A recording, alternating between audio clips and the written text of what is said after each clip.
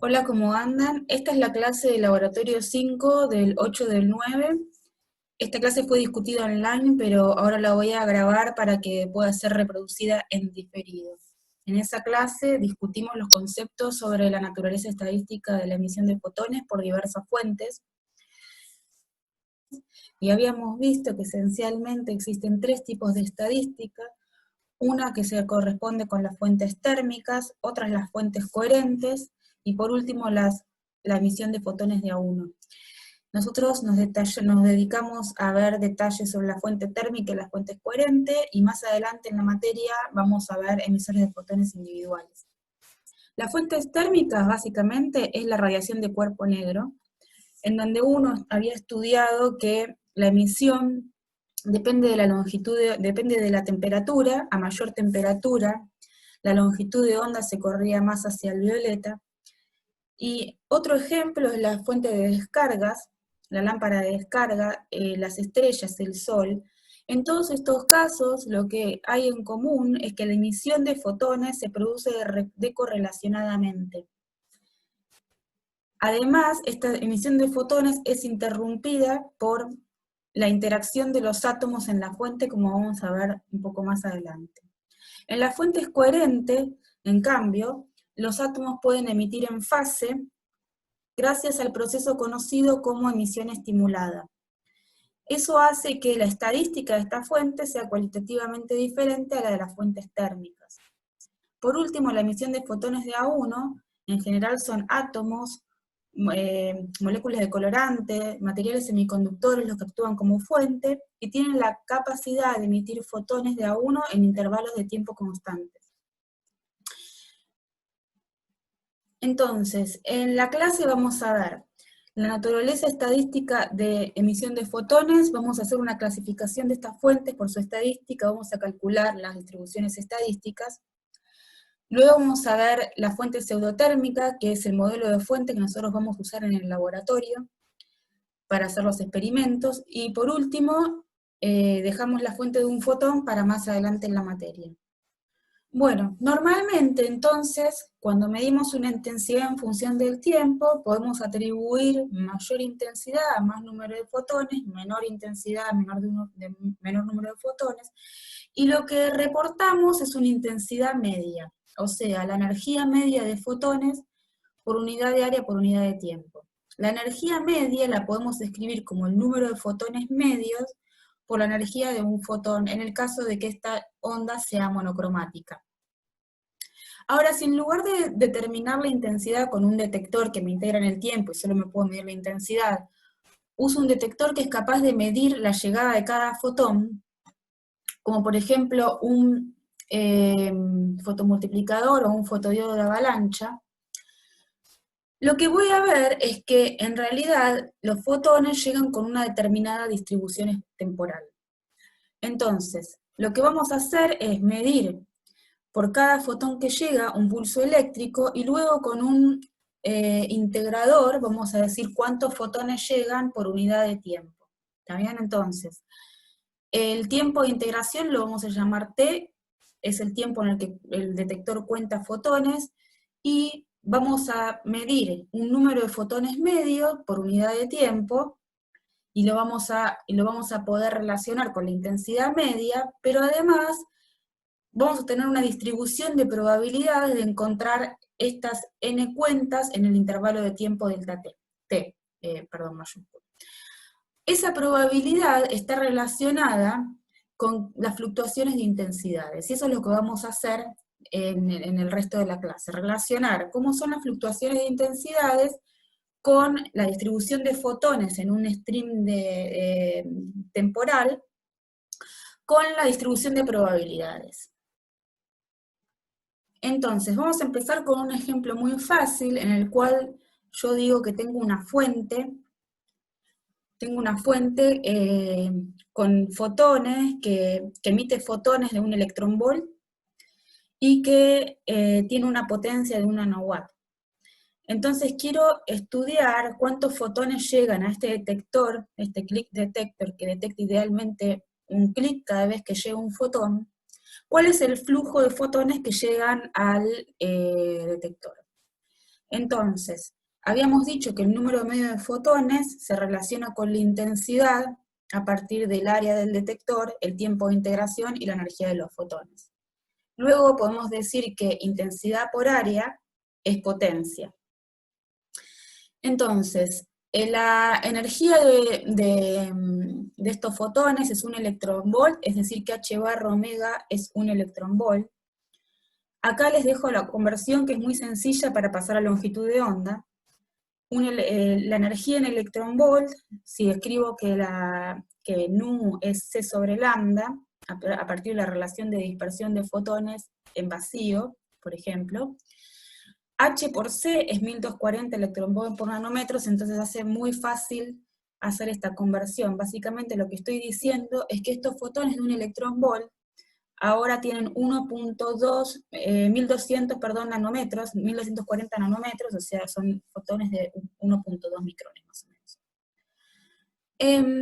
Entonces, ahora quiero calcular el número de fotones medio por unidad de tiempo. Eso es el flujo de fotones, que lo puedo escribir usando esta relación como potencia sobre energía, y entonces simplemente reemplazo números ahora donde potencia son 1 nanowatt, y energía lo paso a watt por segundo, o sea que me queda entonces, si hago la cuenta, 6.2 por 10 a la 9 fotones por segundo.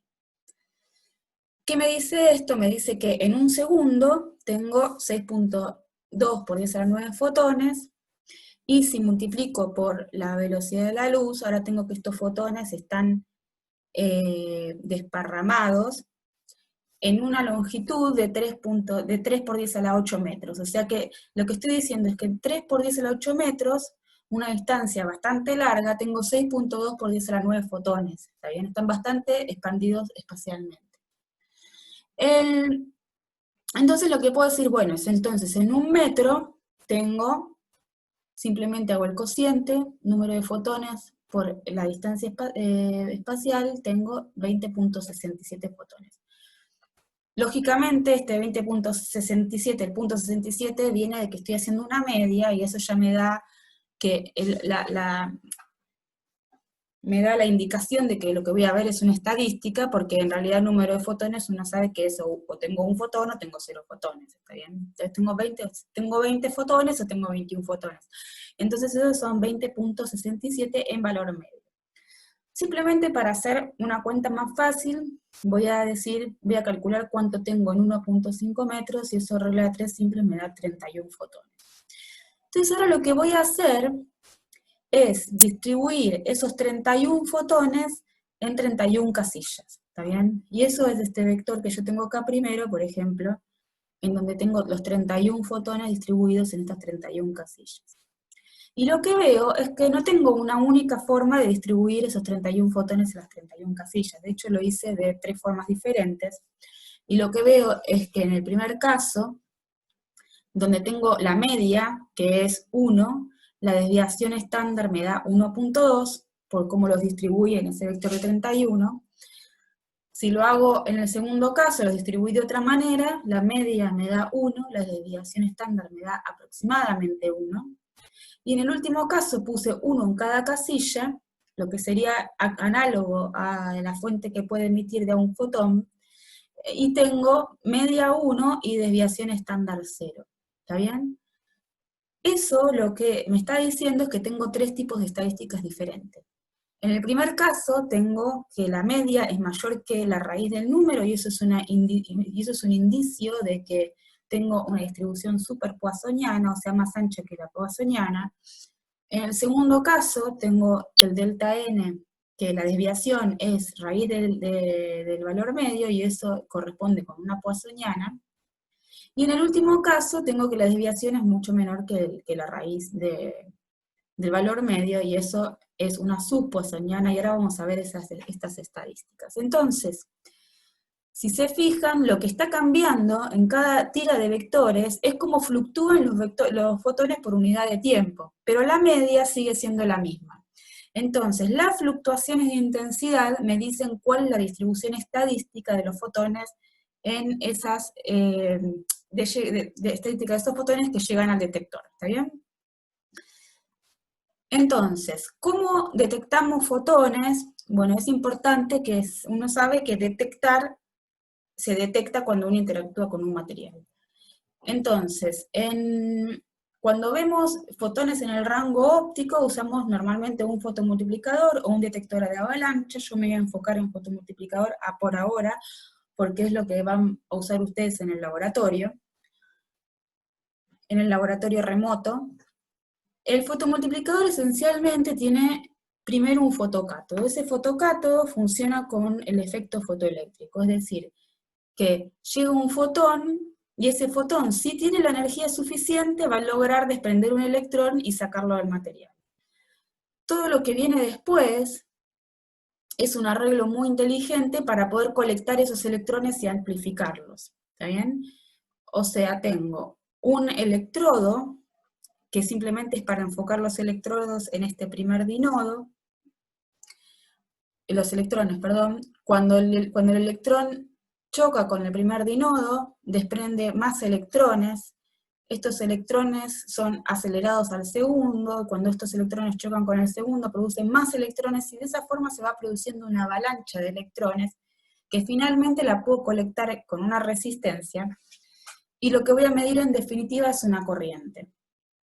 En el caso de fotones de rayos gamma, por ejemplo, que probablemente también hagamos experimentos en el laboratorio, necesito un intermediario que me genere fotones en el visible a partir de un rayo gamma, y luego esos fotones van a incidir sobre el fotomultiplicador y se va a dar de vuelta esta cascada de electrones que voy a poder medir con una corriente. El tratamiento que vamos a dar para poder comprender cuáles son las estadísticas de las distintas fuentes es un tratamiento de la que se llama teoría semiclásica, en donde los fotones a la luz la vamos a considerar como campos electromagnéticos clásicos, mientras que a los átomos o a las interacciones de la luz con los materiales los vamos a tratar con un tratamiento cuántico.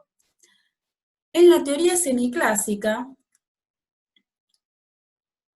hay una hipótesis fuerte que es la que dice que la probabilidad por unidad de tiempo de que un haz que incide en un fotodetector produzca una fotocuenta, también, o sea, que llegue un fotón y me produzca una fotocuenta, pues en realidad ahora la estoy considerando como una onda clásica, en un tiempo t más delta t, bien, es esta, es proporcional a la intensidad promediada en un ciclo, a la intensidad promediada en un ciclo de oscilación del campo, ¿está bien? Esta es la intensidad promediada en un ciclo de oscilación del campo, donde el factor de proporcionalidad está dado por la eficiencia del detector. Entonces, ahora quiero detectar fotoelectrones, fotocuentas o fotones en un intervalo de periodo de integración. O sea, ahora el intervalo de detección va a ser T y T más T mayúscula, donde T mayúscula se refiere al intervalo en que yo estoy midiendo, ¿está bien? El tiempo de integración. Entonces quiero detectar quiero calcular la probabilidad de detectar M fotocuentas, o sea, la probabilidad de que M fotocuentas hayan sido medidas en ese intervalo T mayúscula. Aquí T chiquita entonces va a ser el tiempo donde inicio la medición, T grande es la duración.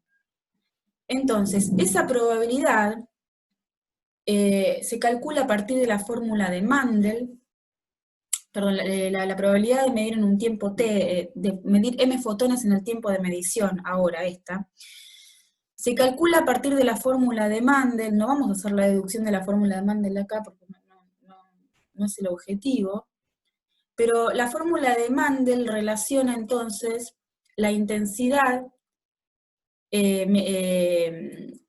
intensidad medida en el detector, la eficiencia y el tiempo de integración, con la probabilidad de haber medido m fotones en el intervalo de medición t grande.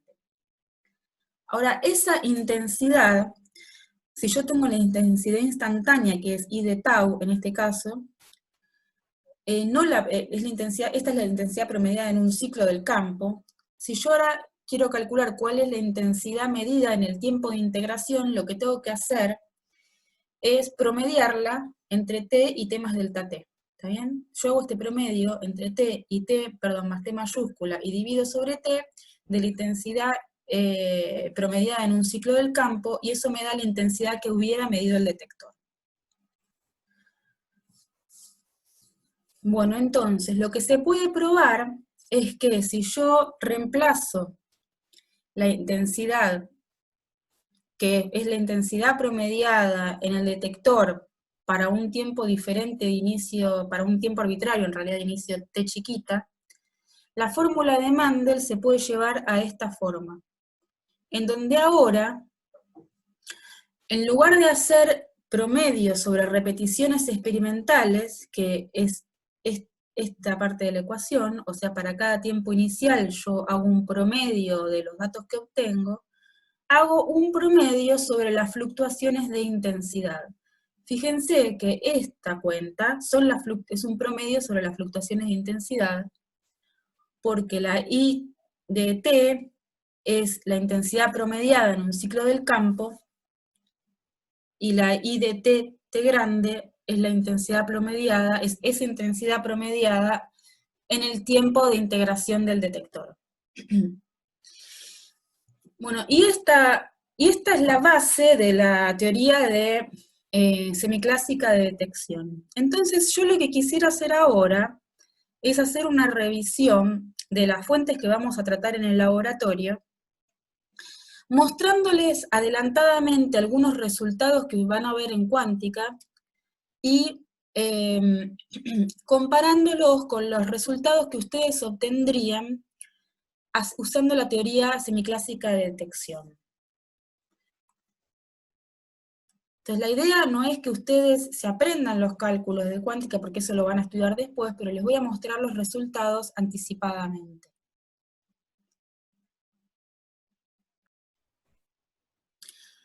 Bueno, entonces vamos a empezar a hablar del láser.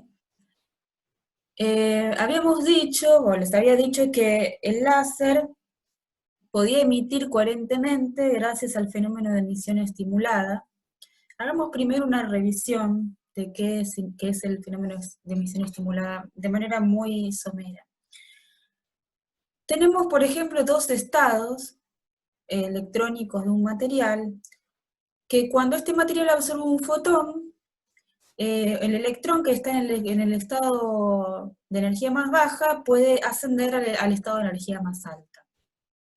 Este es el proceso que conocemos como absorción, o sea, el fotón fue absorbido por el átomo en el material, o por la molécula. Y como ven, es un fenómeno que es estimulado, o sea, necesito un fotón para que el electrón pueda promover al estado superior.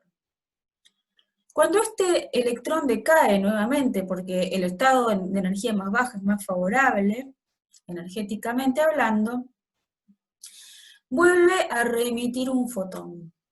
Ahora, este fotón que emite puede ser emitido en cualquier dirección y con cualquier fase, porque la probabilidad de que este electrón decaiga al nivel fundamental tiene que ver con una exponencial de e a la menos t sobre tau, del tiempo de vida del nivel superior. Cuando decae, no tiene por qué estar correlacionado con un segundo evento en que el átomo vuelve a absorber un fotón y vuelve a decaer. Entonces, las emisiones van a darse en cualquier dirección y con fases aleatorias.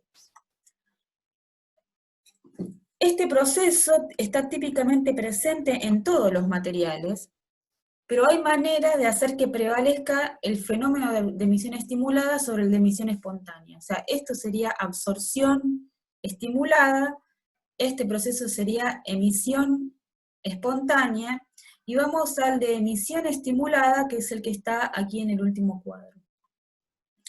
Cuando tenemos un electrón que está, un átomo excitado, o sea que el electrón está ocupando un nivel superior de energía, y sobre este átomo o molécula incide un fotón. Este fotón va a hacer que el electrón decaiga, o sea, va a estimular a que el electrón decaiga al nivel inferior, Pero ahora tengo dos fotones. El fotón emitido por el decaimiento del electrón y el fotón que produjo o que promovió a que el electrón decaiga al nivel fundamental. Estos dos fotones ahora van a estar en fase y van a tener la misma energía y van a ser emitidos en la misma dirección. Y esa es la principal diferencia entre un fenómeno de emisión estimulada, o sea que estimulo al decaimiento del electrón al nivel fundamental, y un proceso de emisión espontánea. En el láser, el fenómeno de emisión estimulada es el que se usa para amplificar. ¿Cómo se logra que este fenómeno en el láser sea predominante sobre el fenómeno de emisión espontánea? Porque ciertamente están los dos, está el fenómeno de emisión estimulada y está el fenómeno de emisión espontánea. En el láser es posible que predomine el de emisión estimulada gracias a que hay una cavidad que está acumulando energía. O sea, un láser va a ser un medio activo en donde se produce el fenómeno de emisión estimulada y una cavidad, o sea, dos espejos, que son capaces de acumular energía. Y, o sea, no es que el fenómeno de emisión estimulada es menos probable que el de emisión espontánea, pero en la cavidad, en los láseres, gracias a las cavidades, podemos hacer que este predomine sobre el primero. Entonces, en un láser tenemos estos estados que se llaman estados coherentes desde el punto de vista cuántico, en que tenemos átomos que emiten en fase, ¿está bien? Eso es lo que da origen a la coherencia. Trenes de onda que están en fase durante un tiempo determinado, que es el tiempo de coherencia. Y cuánticamente vamos a representar el estado de un láser como un estado coherente, que es una superposición de osciladores armónicos. O sea que este es el estado de un oscilador armónico, y acá es cuando esto es pura información y no se pretende que comprendan completamente, porque lo van a estudiar nuevamente en Teórica 2, lo que aún no lo hicieron. El estado de oscilador armónico con energía h/omega, tengo n fotones en este estado, y ahora el estado coherente lo escribo como una superposición de estos estados. El número que aparece acá es la probabilidad de tener n fotones con energía h/omega, ¿está bien? Y si yo quiero calcular cuál es la probabilidad de tener esos n fotones en ese modo de radiación, lo que tengo que hacer simplemente es agarrar este número módulo cuadrado y calcular la probabilidad. Ahora, alfa cuadrado, módulo de alfa cuadrado, perdón, es el valor medio del número de fotones en ese estado. Entonces, juntando estas dos expresiones, puedo llegar a la probabilidad, módulo de n cuadrado, y reemplazando valor medio por alfa cuadrado, que es una distribución de Poisson. Y que si yo calculo cuál es la desviación estándar en esta distribución de Poisson, obtengo que la desviación estándar al cuadrado es el valor medio de la distribución. Bien. Entonces ahora vamos a hacer esto mismo, pero con la teoría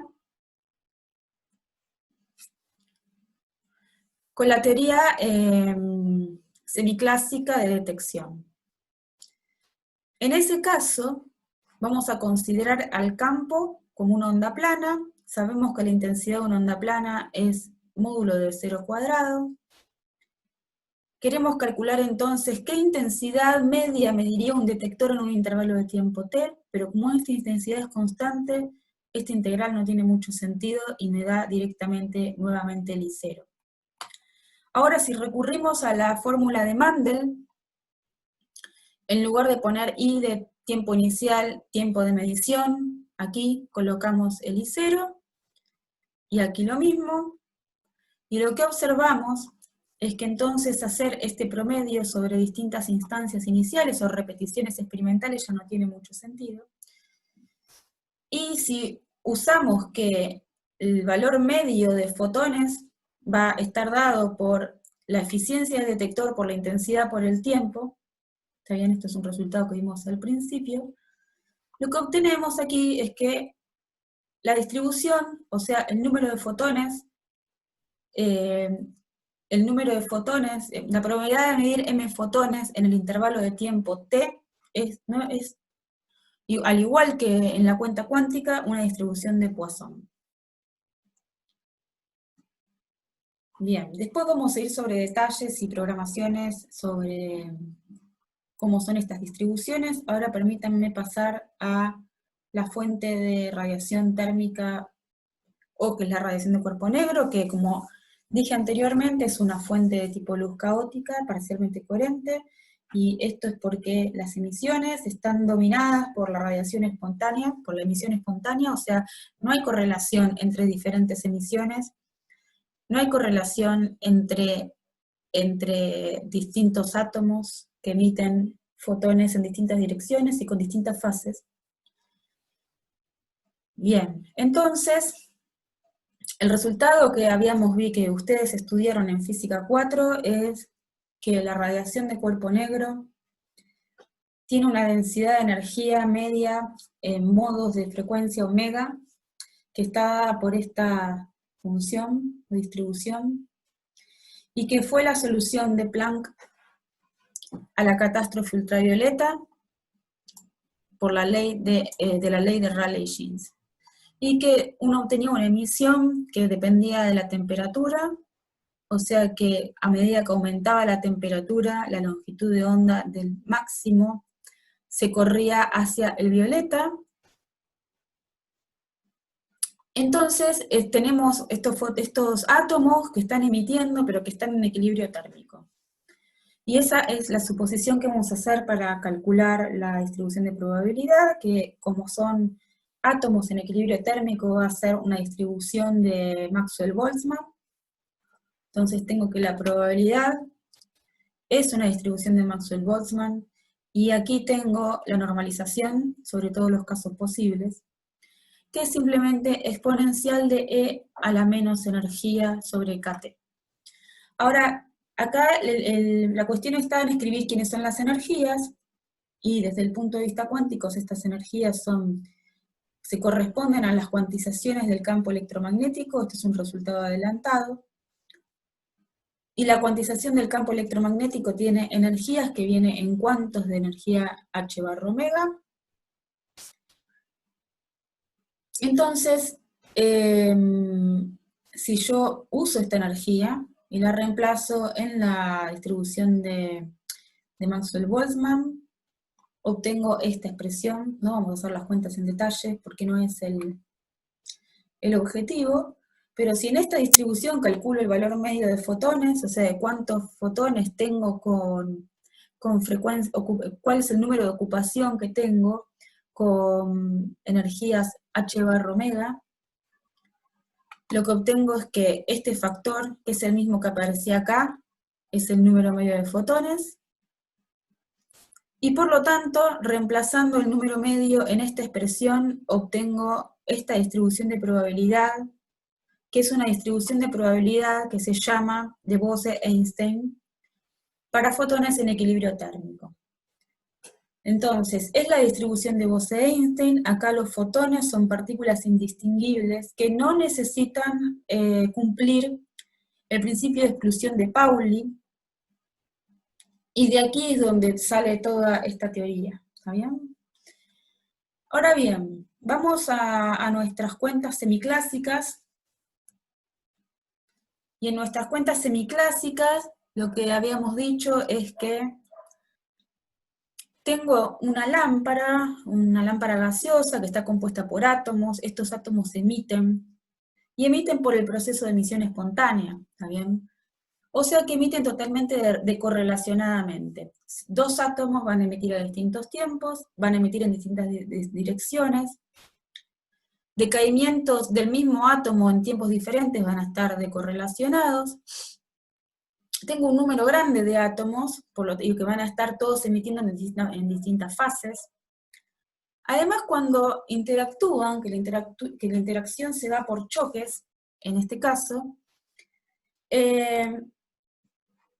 lo que tengo es que los niveles de energía cambian levemente, y cuando cambian levemente, si el átomo está emitiendo en un tren de onda, ese tren de onda se va a interrumpir, y lo que va a emitir a continuación no va a estar en fase tampoco con lo primero. Entonces, todos esos aspectos producen ensanchamiento de lo que se llama ensanchamiento colisional, que contribuye a la pérdida de coherencia, ¿está bien?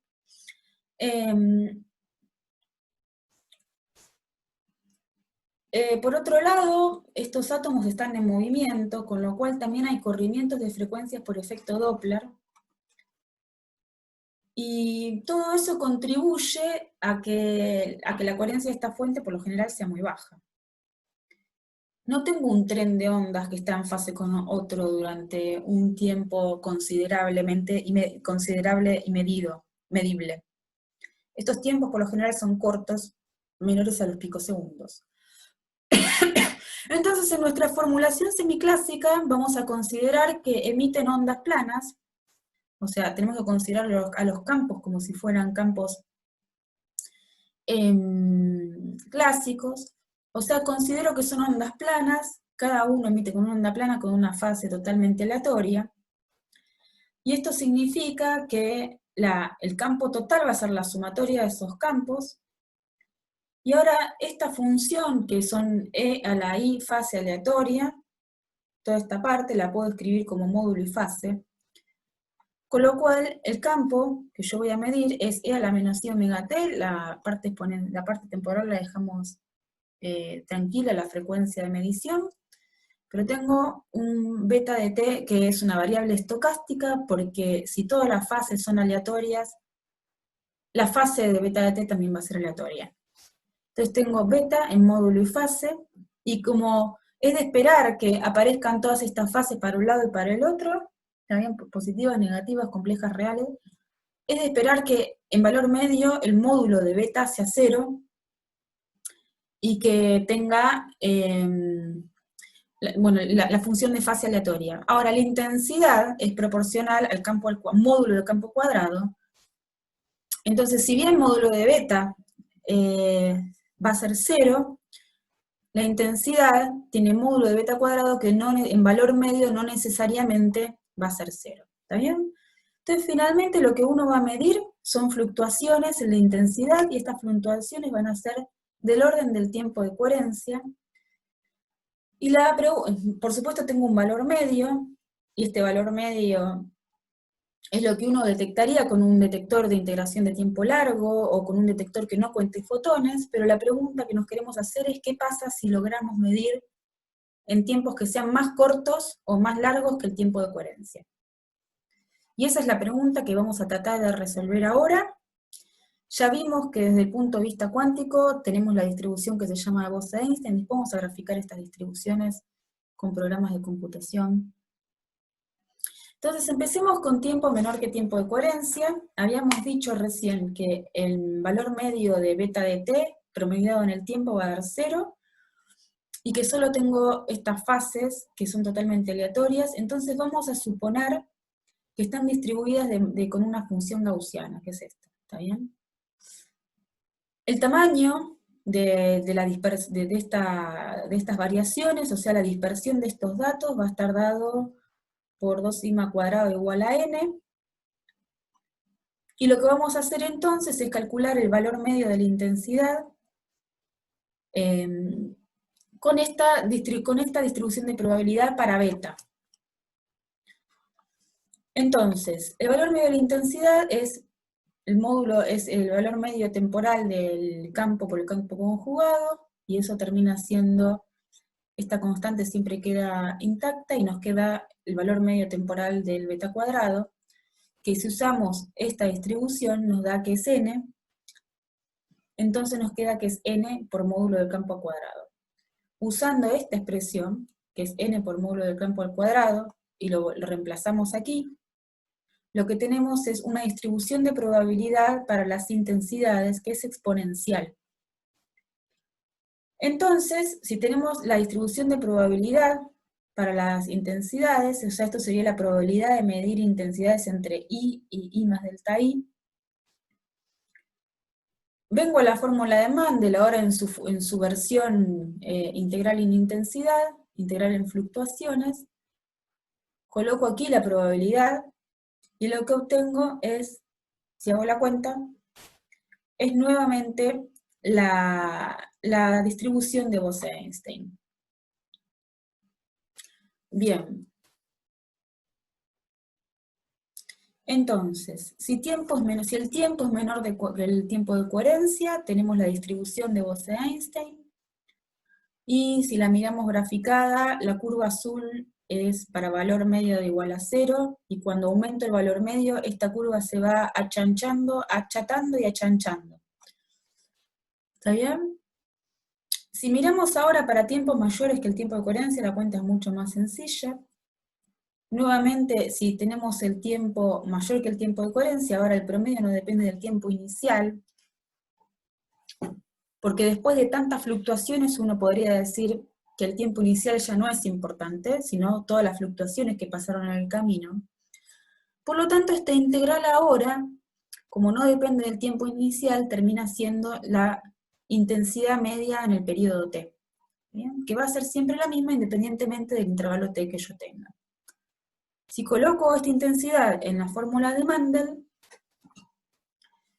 y nuevamente uso que el número medio de fotones es la eficiencia por la intensidad por el tiempo de integración, lo que obtengo nuevamente es una distribución de Poisson. ¿Está bien? Y en la distribución de Poisson, acá la tenemos graficada, pero acá hay un ejercicio para que ustedes hagan en la compu. En la distribución de Poisson, a medida que aumento el valor medio de fotones, la distribución se va corriendo hacia la derecha y se va achatando, ¿está bien? Se achancha, se corre y se achata. Entonces el ejercicio que queda para ustedes y que vimos en clases es generar números aleatorios que obedezcan las distintas distribuciones y calcular la probabilidad, la dispersión, el valor medio, o sea, las cantidades estadísticas para las distintas distribuciones en función del valor medio, que es el parámetro de la distribución.